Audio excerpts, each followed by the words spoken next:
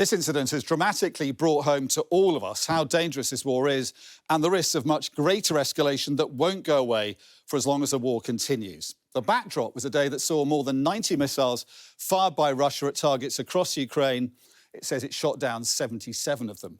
Among the targets was Lviv, just 72 kilometres south of Verduf, where the explosion happened.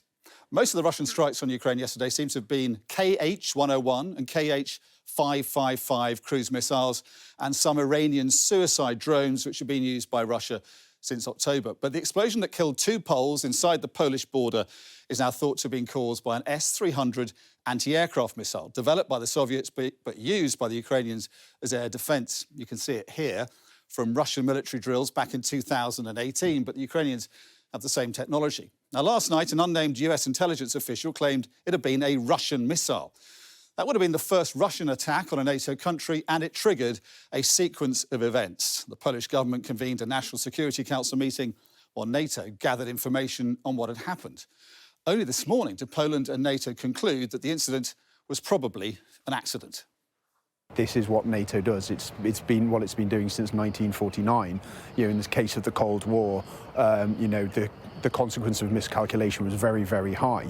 In the Ukraine situation, again, with a missile going over the territory to a NATO border, I mean, it is a risk, but also, like I said, there's a bespoke options for dealing with these. It could have been so much more serious. There have been other near misses. In May, Russia bombed the Ukrainian region of Zakarpattia, just 100 kilometres from NATO member Slovakia's border with Ukraine. And last month, a Russian fighter jet released a missile near a British aircraft over the Black Sea because of a technical malfunction. If that had been hit, it would have been grounds for an invocation of Article 5 of the NATO treaty, requiring all member nations defend Britain, potentially leading to all-out war.